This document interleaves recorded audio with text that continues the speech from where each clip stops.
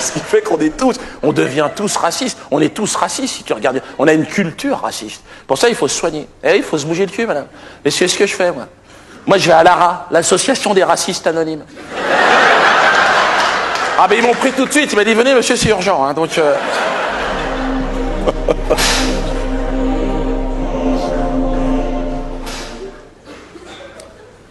Donc, bonjour au nouveau. Je suis Philippe Toussy, l'animateur de ce groupe de réflexion. Et donc, si nous sommes, c'était là-bas, si nous sommes rassemblés ici ce soir, c'est que nous avons tous un point commun. Voilà, c'est que nous sommes racistes. Et voilà. Donc, on se tait là, on a commencé la séance. Eh bien, si tu n'aimes pas le québécois, tu te mets à côté du portugais là-bas. Donc, comme je dis toujours, le racisme n'est pas une fatalité, et c'est une maladie. Alors il faut la combattre. Alors quelle stratégie mettre en place pour combattre ce plus raciste? Comment faire? C'est ce que nous tais-toi, c'est ce que nous allons voir tout au long de cette séance. Alors, on va commencer les séances en présentant les nouveaux. Ben, vous allez vous présenter, Olivier, Sylvie, puis Dieudonné qui nous a rejoint. On laisse tranquille, tout le monde est anonyme ici. Dieudonné, anonyme. Allez, à toi, Olivier, à toi. Bonjour. Il n'y a pas d'autre mot. Donc, Olivier d'Argelès. J'ai 37 ans. Je suis prothésiste dentaire. J'ai 2 mariés, 2 enfants. Voilà. Alors, voilà, mon problème. Voilà, c'est pour ça que je suis là. Comment exprimer à mon niveau, je dirais que, disons, je fais une allergie, moi, complète, vraiment, mais comment dire, tout ce qui est, le chinois, c'est le chinois, le chinois. Le chinois de Chine, de n'importe, moi, c'est la tête de chinois. Genre de pamplemousse, là, écrasé. Avec les 2 fentes, là, genre Fantomas, mais moi, ça me fout les jetons, depuis que je suis cher. Non, en présence d'un chinois, je deviens un autre homme. Ben, je me mets en position, comme ça. Les poils, comme ça, je suis un prédateur, c'est le mot, un prédateur. C'est lui ou moi, il n'y aura pas de prisonnier, il le sent, le chinois. Parce qu'il n'est pas con, le chinois. Non, c'est un renard, attention, c'est un renard. Tu sais, il se marre tout le temps. Non, mais c'est pour de fond. Non, il se fout de ta gueule. Il le sait que... Pardon? Depuis tout petit. Ça m'a pris, moi j'avais 7 ans. J'ai fait une jaunisse, ça a commencé comme ça. Et après, bille en tête, je suis parti... non.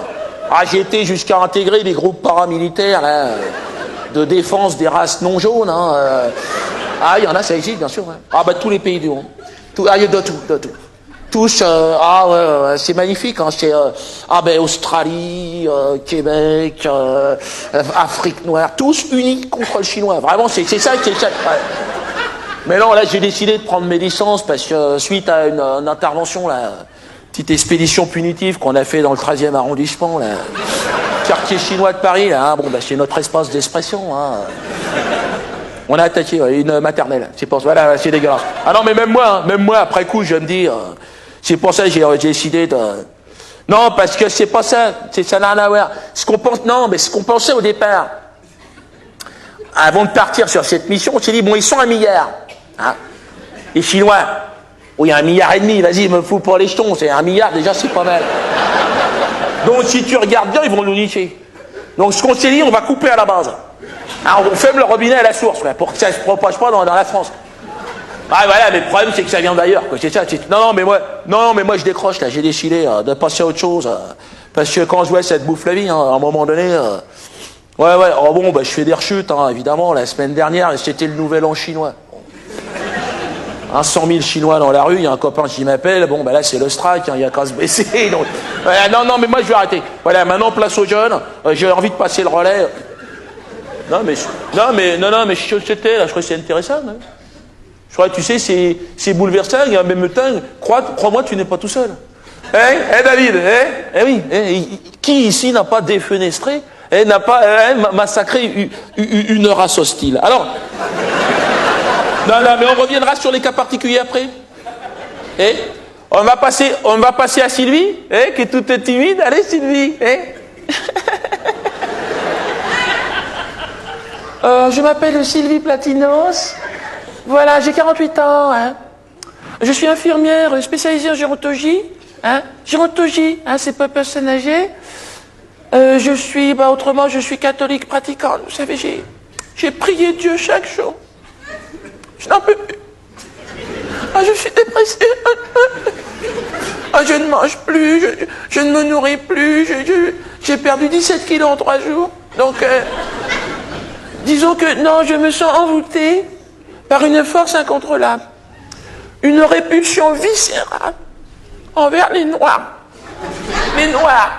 Oui, pour moi, bon, dans mon esprit, que les Noirs aillent vivre en noirade à ce moment-là. Ou en bambouli, voilà. Mais pas... Ah, ils me font peur. Ils me font peur. Je sors de chez moi. Ah, ils me font peur. Mais il y en a partout, dans le métro, de tout, de sous terre, on ne sait pas d'où ils viennent.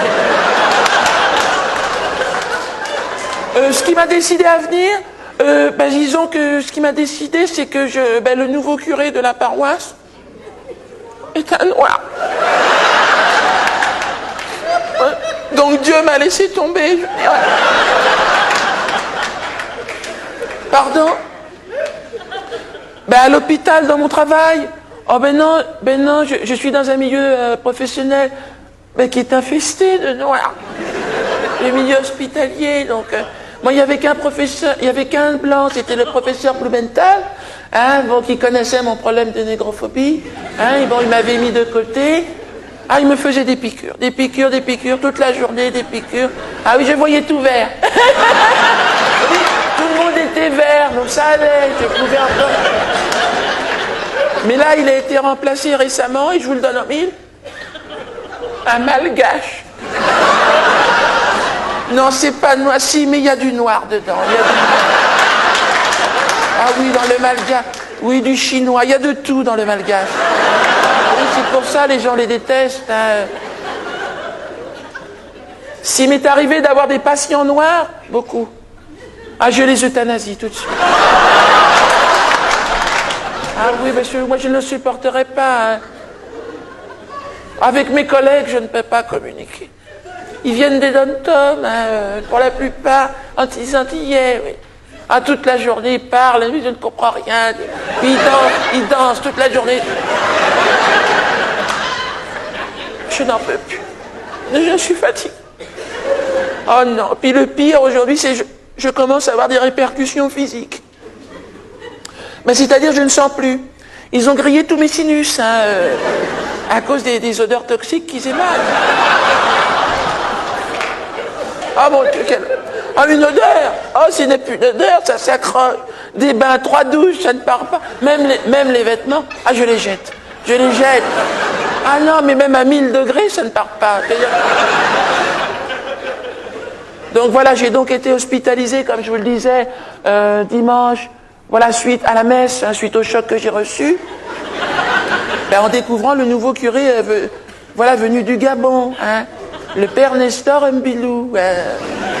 Mbilou, oui, Mbilou, j'aurais dû me douter quand même. Mbilou, bon. Et moi, je faisais ma messe. Jésus-Marie, Jésus-Marie. Et à un moment donné, j'entends, bonjour ma fille. Je dis, tiens, c'est bizarre, une voix comme ça. Je me retourne. Un noir énorme. Une tête énorme. On aurait dit un singe bonobo. J'ai dit, mais qu'est-ce que tu fais là, bonobo? Enfin, c'est qui? Va-t'en! Ah oui, mais j'ai donné un coup de pied, bonobo, moi. Non, et là, il m'a regardé, il dit, non, je ne suis pas bonobo. Je suis le père Mbilou, il m'a dit.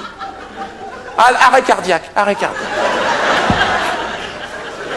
Le cœur n'a pas résisté. Ah non, je suis tombé dans un coma profond. Très, très profond. Le plus profond possible, je voulais mourir. Je me souviens. Ils ont tout essayé. Ils ont essayé de me ranimer. Tout.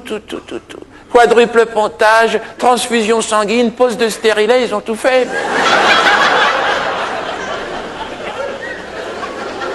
Voilà, je ne voulais pas. Je voulais mourir. Voilà, j'étais dans un long tunnel. Avec de la lumière au bout. Je marchais, derrière moi, il y avait le bonobo qui courait.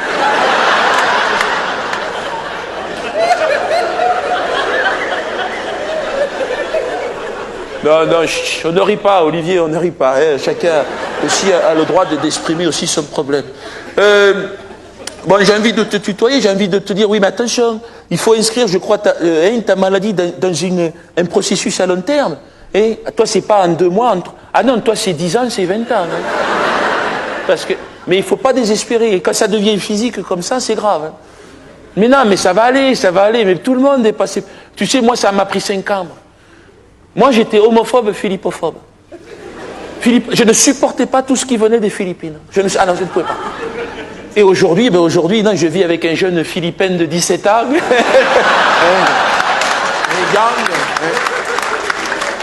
Que j'ai acheté à Manille, que j'ai rencontré.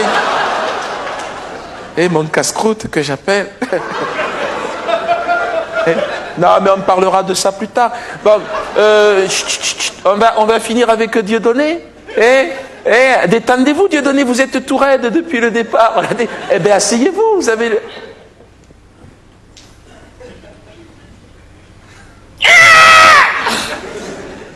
Excusez-moi, je suis en crise.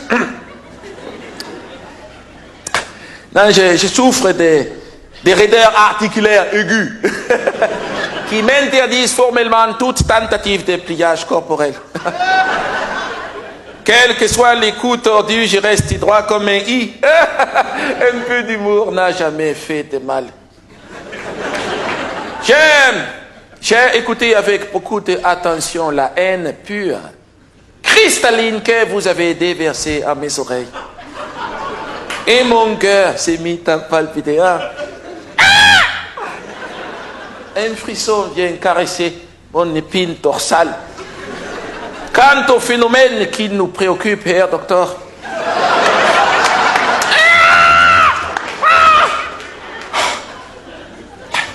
je dirais que je souffre d'un racisme global. La race humaine sur Terre me répugne tout autant que le pu de l'abcès sur une tartine de pain d'épices. En vérité, je vous le dis, le plus con des cafards, la plus vilaine des charognes, nous est supérieur en tout. La race humaine est le peuple élu de la fange et de la médiocrité.